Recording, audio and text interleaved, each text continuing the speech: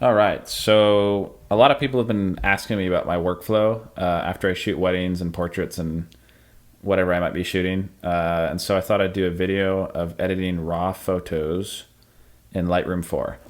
So not many people know me, and probably nobody knows me on YouTube because I'm not a big deal. But I thought I'd do it just for the heck of it. So, okay, so here we go. First thing I'd recommend is, if you're going to do this professionally, calibrate your screen. I already made a video doing this. This is my second time because I messed up on the first. But I went into preferences and showed what the actual stock calibration comes from the factory for the MacBook Pro, and I'm on a 17-inch matte screen. And it's so blue, and I wish if I could click this it would show, and I thought it would, but after reviewing the video it definitely doesn't. It doesn't change anything, so I won't even do it. So first thing I would recommend is calibrate your screen, and it'll be really interesting to hear how this may even look on your guys' screens, because every screen varies. It's darker, it's more contrast, lighter, anything, and so cooler, warmer, so many different variables. So it'll be interesting to hear from you guys as far as what yours looks like. But okay, let's dive in here. So I'm going to take a photo that I took this summer at a wedding, and this is already edited. This is what I delivered to the client. And so I'm going to kind of go and show you what I do to make my photos kind of pop as far as CR2 raw files, because what I've always heard from friends and people who are starting out, or just a lot of photographers, is they're really intimidated of working with raw files. And if you get the workflow down, they're amazing and you'll fall in love with them. So I'm gonna go ahead and show you what it looked like before, and it's right here. This is what it looked like before. Let me do this real quick so I can just show you. Not a big difference. That's what I edited, and that's before. A lot of noticeable things are obviously vignette over here, here, and kind of here. And that's kind of what I do for a lot of my photos, just to make them pop and isolate the subject. And if you were to look at this at first without seeing the original, you would not really think that this is vignette. You just kind of more think it's the woods in the background that are dark or something. And that's kind of what I try to get to most of my photos to look like. So again, here's before, and it's kind of just, it looks decent. It's just a little flat and boring, and it's nothing to go rave about. Okay, so just to get any questions answered ahead of time, Mark II 5D 7200 Mark I shot at 200, 2.8, 1/400ths of a second, and ISO 200. And so pretty sharp. That's raw out of the camera, no sharpening. Pretty impressive. It's a pretty sharp copy. That's why I love that lens. And I shoot it at 2.8 and at 200 almost exclusively, just because the compression and bokeh it creates is amazing, in my opinion. Okay, so what I do, or where I start with my photos, is I'll kind of just mess with exposure. If it's good, which it kind of is. Oh, whoops, got to reset it first. All right, there's reset. Nothing's done yet. So what I like to do is, play with my exposure. If it's where it, if I shot it right in camera, which I usually try to do, then I won't have to mess with it much. But I'll go on to what I do. So here we go. Just gonna go ahead, shadows. Go till I like it. Blacks, let's get that in there. It kind of makes the photo pop a little more. There's not many things clipping, so I'm not going to really mess with highlights, just because it'll make the photo look even more flat, in my opinion. Another thing I usually will touch just a little is vibrance. A little too much, and it'll mess with the skin tone. Not a lot of people say it does, but it definitely will mess with the skin tone. So I'll just kind of start at 5% or +5, and then go down here, grab the greens on saturation, and definitely throw those way up, just because I want those to pop in the background. Sharpen, I always sharpen my photos a little, just enough to where it's not filmish looking / garbage, but just enough to make it sharp, even if it's already sharp. Vignette, here's the fun little toy that I love. And I'm just going to do minus 15 on that and leave it at that and go back up here. Play a little more with exposure. I don't really like how his suit looks. It's kind of still just flat and boring. So I'm going to go up here in the brush, grab the exposure, bring it down just a tad, and just kind of go over his suit just a little, just to kind of kill it a little. It's a little, it's just too light for me. And shadows, I don't want to do too much. That's good. Another thing I noticed, his hand looks funky. I don't know why. It looks like a Oompa Loompa hand.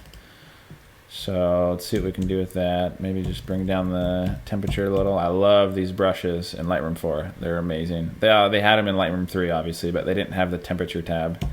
And that is very handy when you want to single out people's faces and group shots or something.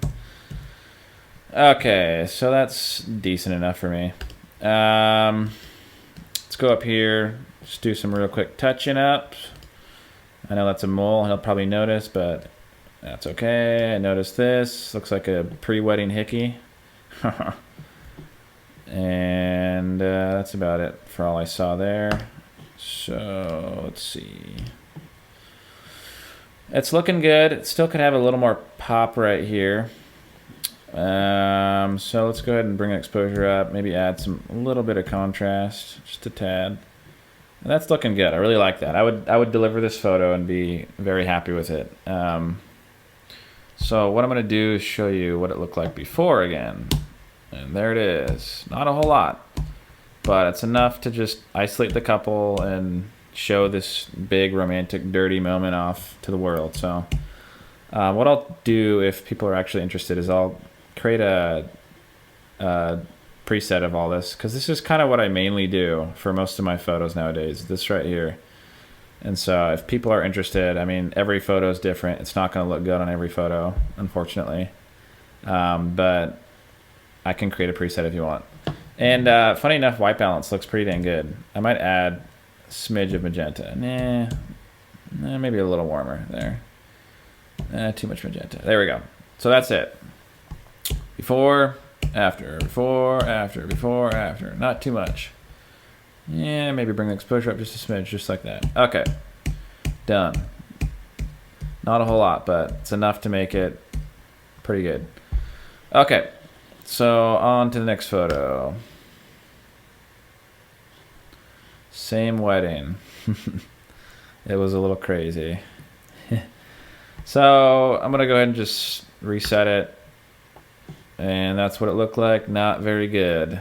Messed up, goofed up on my white balance. And it's not a big issue if it's shooting raw, but still, if you have something to work off of, like the last photo, I didn't really have to touch the white balance. So if you have something to work off of that's decent, then it helps so much. All right, straighten this photo up. Maybe crop it just a smidge here. Move them over. No. There we go.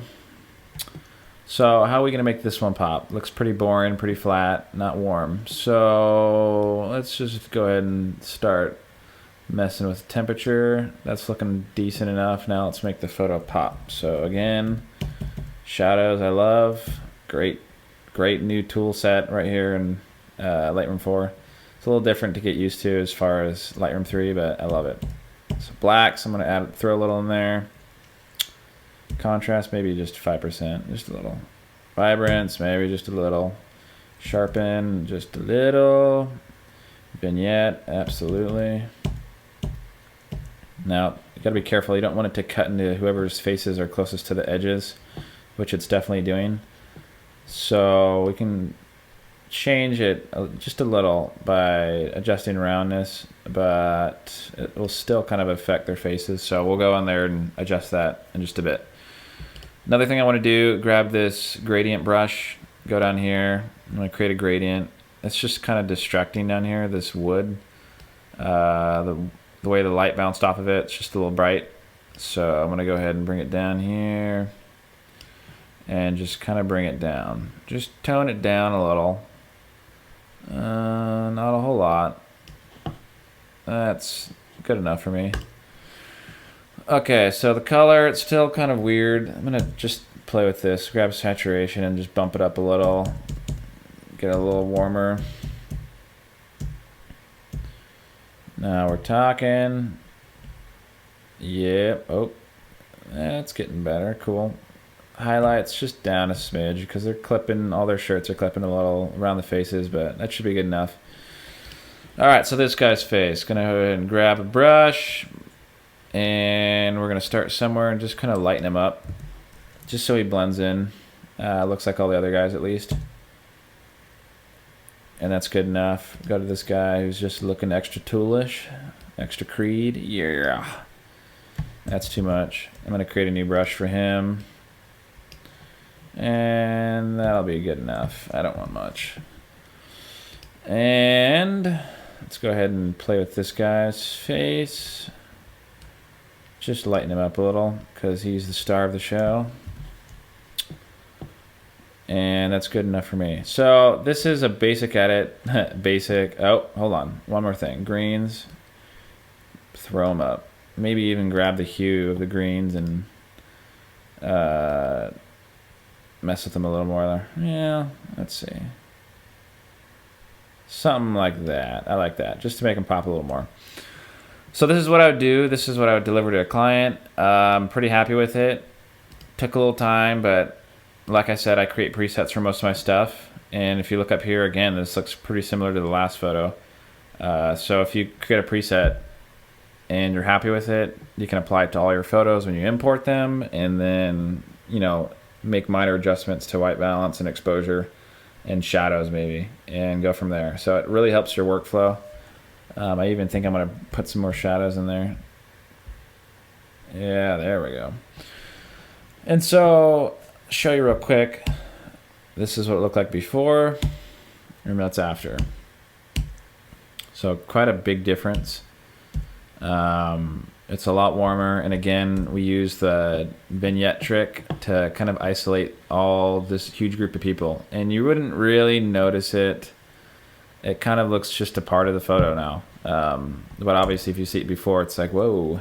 It's a lot more bright up here, and it's a lot more flat. So anyways, thanks for watching. If you're interested in actually getting a preset, comment and tell me what you think, and let me know if it looks like absolute garbage on your screen, and hopefully we can make it look better. All right, thank you.